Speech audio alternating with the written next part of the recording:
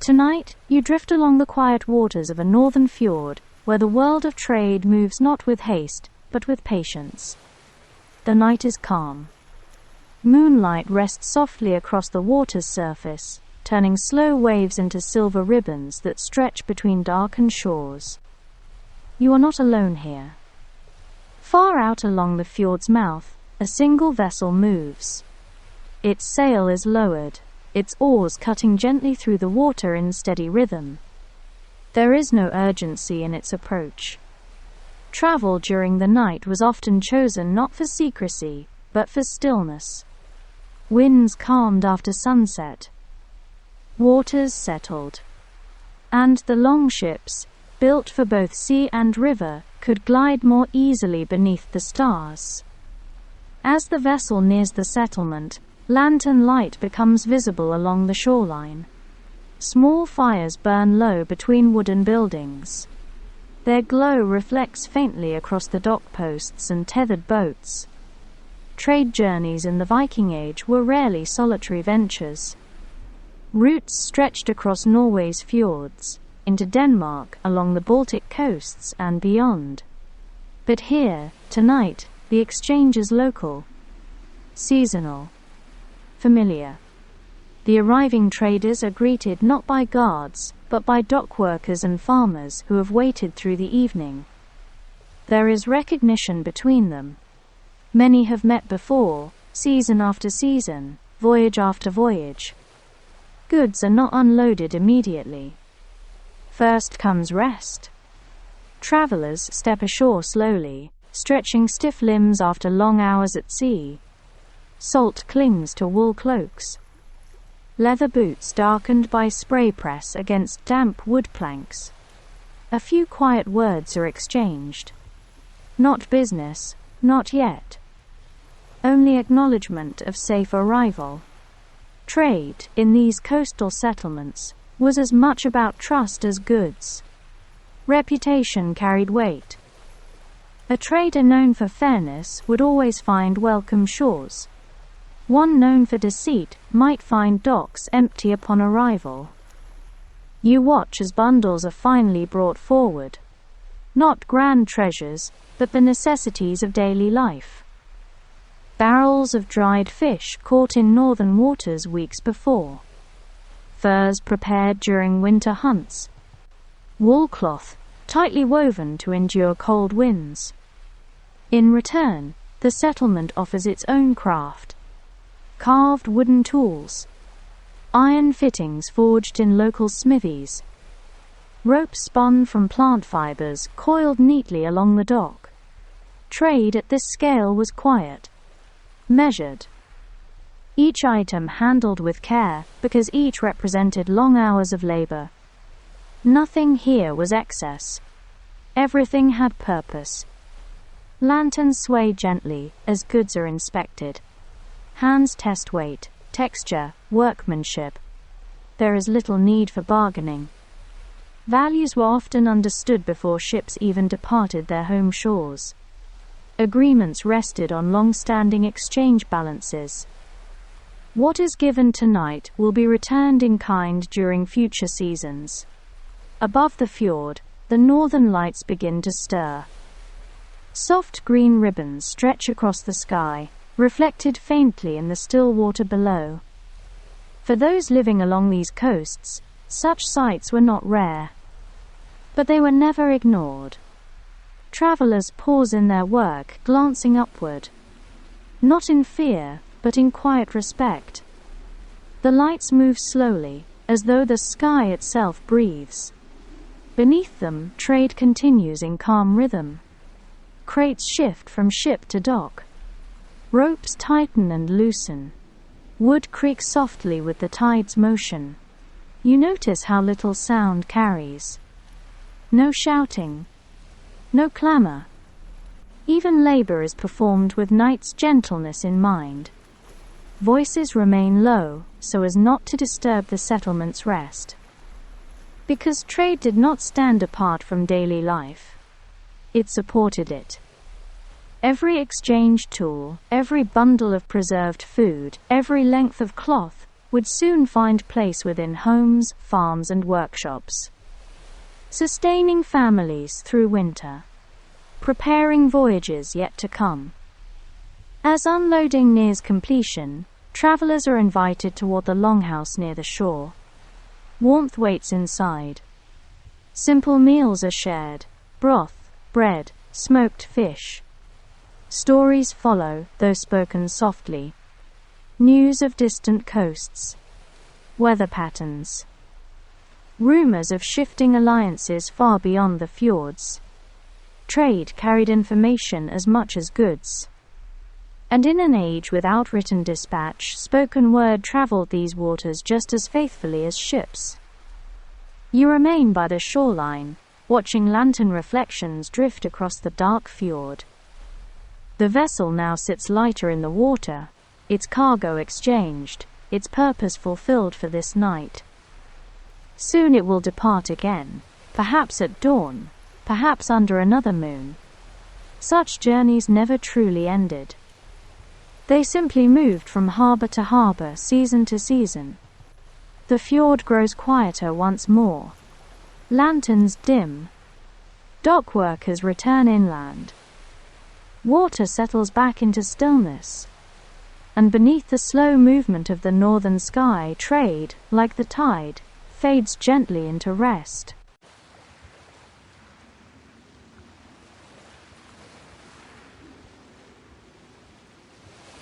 As the night deepens, the fjord settlements grow quiet again. But not all trade happens in stillness like this. There are times of year when the calm rhythm of coastal life shifts, when small docks and scattered homesteads give way to something larger. Seasonal gatherings, market fairs that draw travelers from distant shores, inland valleys, and neighboring fjords. You imagine such a gathering now, though softened by night's gentle lens. Lanterns line wooden pathways. Temporary stalls stand where open ground meets the water's edge. Ships rest side by side along extended docks, their hulls bearing markings from lands far beyond the horizon. These gatherings were not daily events. They followed seasons, harvest cycles, and safe sailing months. Summer and early autumn saw the greatest movement.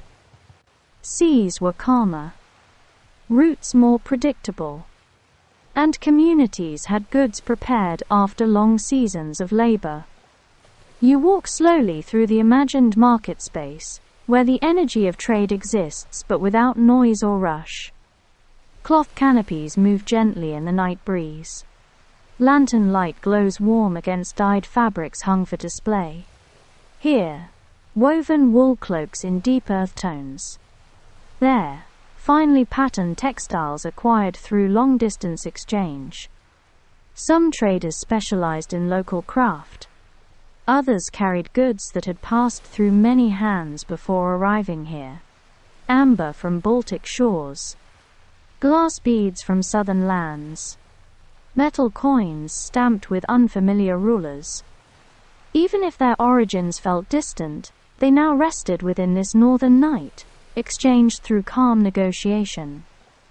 You notice how trade fairs were as much social gatherings as economic ones. Families traveled together. Farmers met fishermen. Craft workers met shipbuilders. Stories passed as freely as goods. Long journeys were recounted beside cooking fires. Routes described. Storms survived.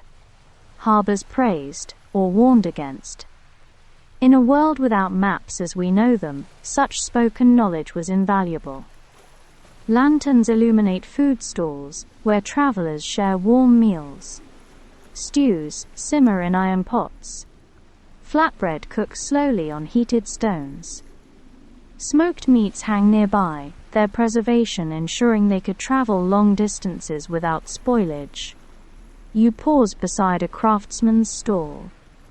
His tools lie arranged with care, carving knives, chisels, small iron fittings used in ship repair.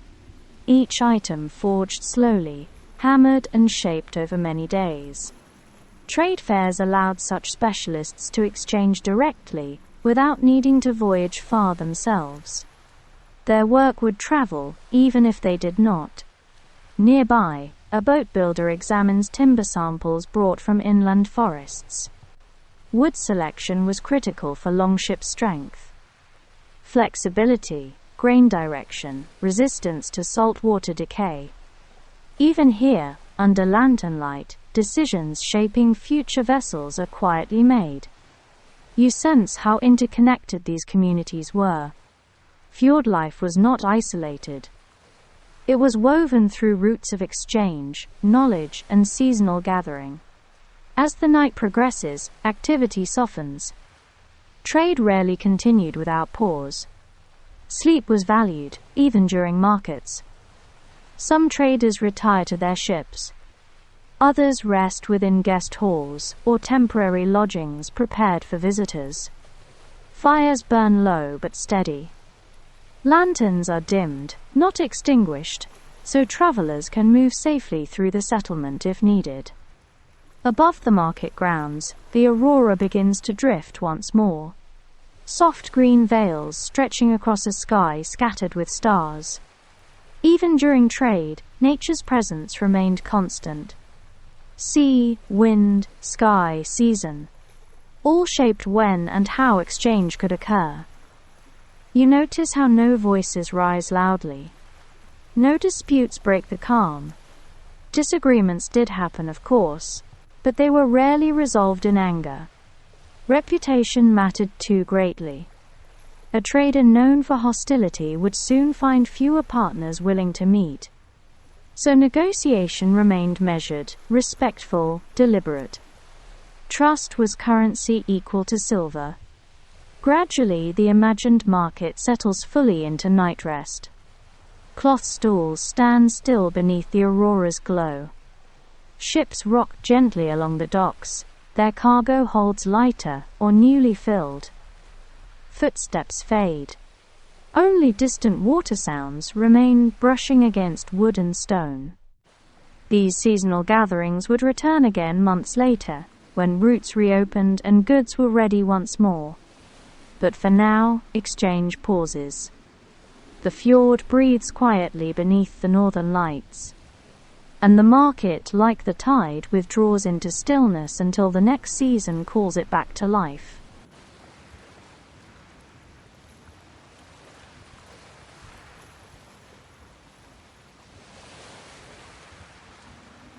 As the seasonal market settles into quiet, your thoughts drift outward once more. Beyond the fjord, beyond the neighboring settlements, out along the vast waterways that carried trade far from these northern shores. You imagine the trade routes not as lines on a map, but as living paths across water, routes shaped by wind, current, and memory. Sailors did not rely on written charts alone. They carried knowledge in stories, landmarks, and generations of shared experience. From this fjord, ships could travel westward across the open sea, toward the British Isles, where coastal towns exchanged wool, grain, and crafted metal goods. Some voyages reached even farther, touching distant shores where languages shifted, yet trade still found common ground. Southward routes followed the North Sea coastline. Harbors dotted the journey, places of repair, resupply, and exchange. There, northern traders encountered merchants from continental Europe. Glassware, fine ceramics, and worked metals passed into Scandinavian hands. In return, northern exports traveled outward. Furs from forest regions, walrus ivory from Arctic hunts, iron tools forged in mountain settlements, timber from dense inland valleys. Each item carried not only material value, but the labor and environment of its origin. You picture a longship loaded for trade rather than war. Cargo secured beneath oiled cloth coverings. Barrels tied with rope. Crates wedged carefully to prevent shifting in rough waters. Crew movements calm and practiced. Trade voyages demanded patience more than speed. Weather dictated progress. A favorable wind could shorten weeks into days. But calm seas or storms might delay arrival far longer. You drift further along these imagined routes, moving east now. Rivers opened pathways deep into continental lands.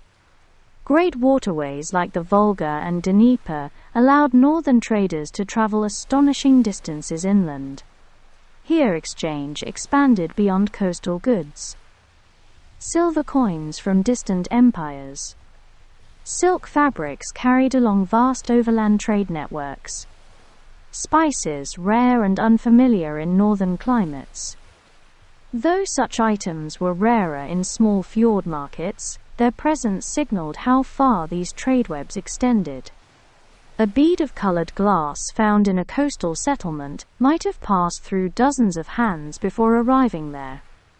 Each exchange linking cultures that might never meet directly. You notice how trade shaped not only wealth, but knowledge. Shipbuilders adapted foreign sail designs. Metal workers learned new forging techniques. Even clothing styles subtly shifted as fabrics and fastenings arrived from abroad. Cultural exchange moved quietly like tidewater entering a fjord. Gradual, steady, transformative over time. Still, long-distance travel was never taken lightly. Voyages required planning aligned with seasons. Winter seas were perilous. Ice, darkness, and violent storms closed many routes entirely. So traders prepared intensely during navigable months. Ships were repaired thoroughly. Food stores preserved carefully. Crews chosen for endurance as much as skill. You imagine standing on a dock as one such vessel prepares to depart. Lanterns swayed gently along the pier. Cargo loaded in silence.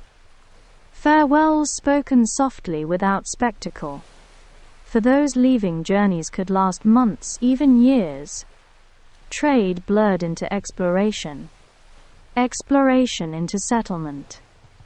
Some never returned to their fjord of origin, choosing instead to remain where trade had taken them. Yet even as routes stretched across continents, they always traced back to small places like this. Quiet fjords. Lantern-lit docks. Communities built between mountain and sea. Foreign goods resting in northern halls carried stories far beyond their material form. A silver coin might represent distant empires. A silk thread, warm climates and caravan roads. A carved bead, hands that spoke different tongues, yet understood value just the same. You sense how interconnected the Viking Age world truly was. Not isolated raiders, but traders, navigators, and cultural bridges across regions. Waterways were the arteries of that connection. Ships the vessels of exchange, both material and human. Gradually, your thoughts drift back toward the fjord itself. The long-distance routes fade into darkness, their ships now imagined far beyond the horizon. Here, only calm water remains. Aurora reflections ripple faintly across the surface. And the goods that arrived through months of travel now rest quietly in storehouses and homes, waiting for their place in daily life. Trade journeys may span continents, but they always return in the end to still waters beneath the northern sky.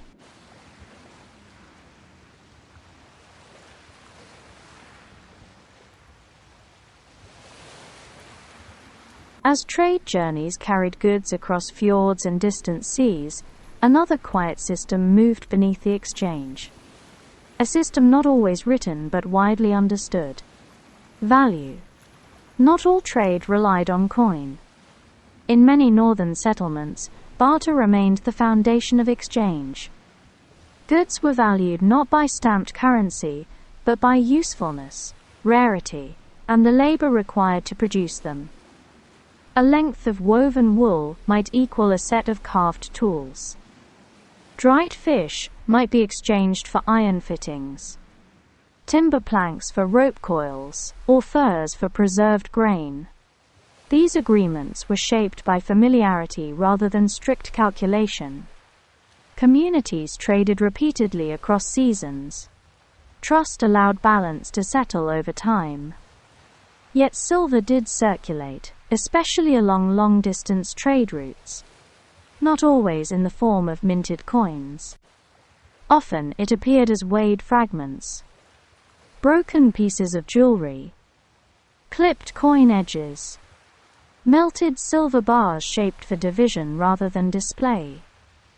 You imagine a trader opening a small leather pouch beside a lantern-lit table.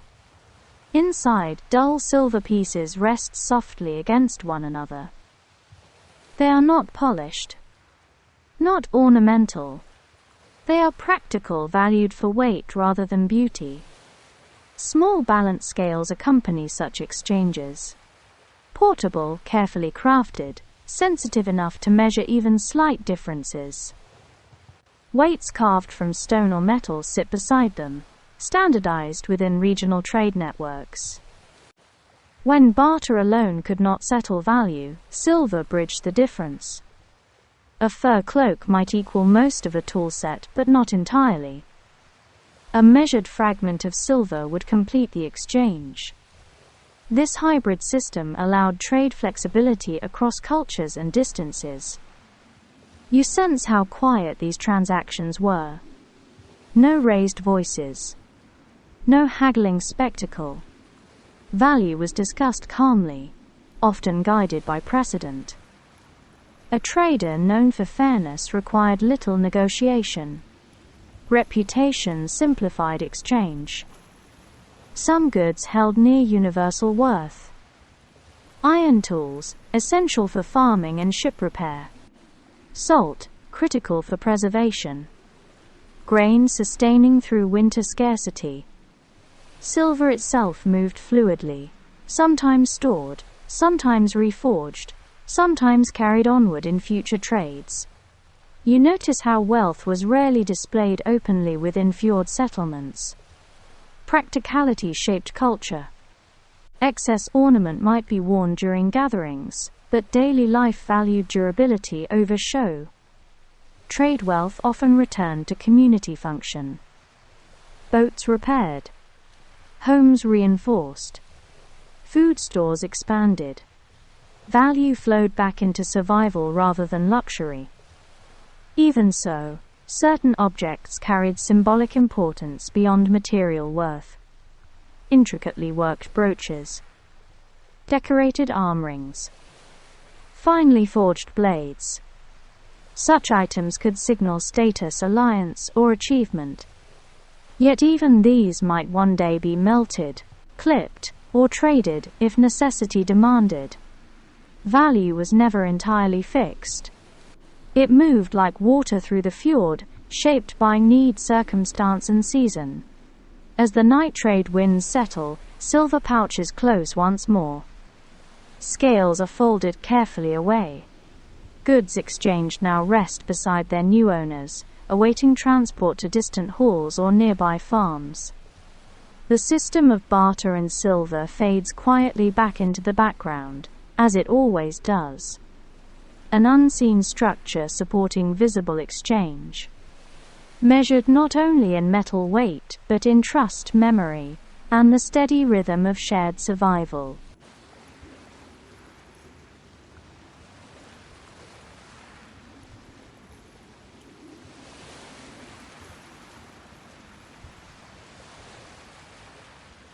As the final exchanges of the trading post settle into memory, night deepens fully along the fjord.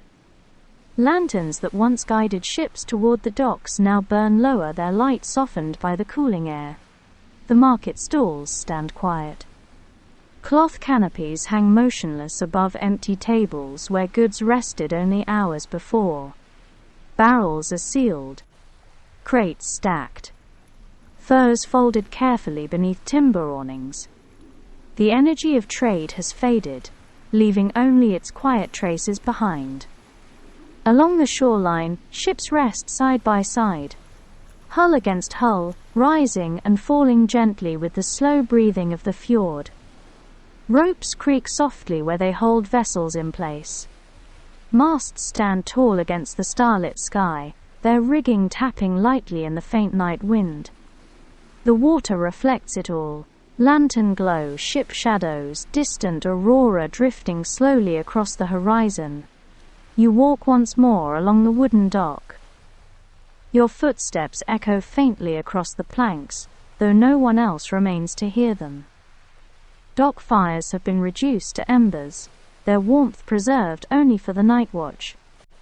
A single figure moves in the distance, checking mooring lines, ensuring that tide and wind will not disturb the sleeping harbor. Beyond the shoreline, the settlement itself has grown still. Longhouse doors are closed against the cold. Smoke rises slowly from roof vents, thinner now as hearth fires settle toward rest. Travelers who arrived earlier now sleep beneath heavy furs, their journeys paused until morning light returns. Inside storehouses, newly traded goods rest in darkness. Grain sacks, iron tools, silver fragments, woven cloth, each awaiting its next destination when routes reopen. But tonight, movement has ended. Trade sleeps as the people do. Above the fjord, the northern sky stretches wide and silent. Stars burn sharply in the cold air. And the aurora drifts once more, pale ribbons of green moving slowly between mountain ridges. Its reflection shimmers faintly across the harbor water, touching hulls and dock posts with ghost-like light. The tide shifts gently. Ships settle deeper into stillness. Lantern flames dim further, until only faint glows remain along the shoreline. You pause at the dock's edge, watching the trading post rest beneath the vast northern sky. No voices rise. No cargo moves. Only water wind and distant embers remain. And as the fjord returns to its natural quiet, sleep settles gently over harbor and hall alike, carrying trade, travel, and distant journeys into the calm rhythm of night.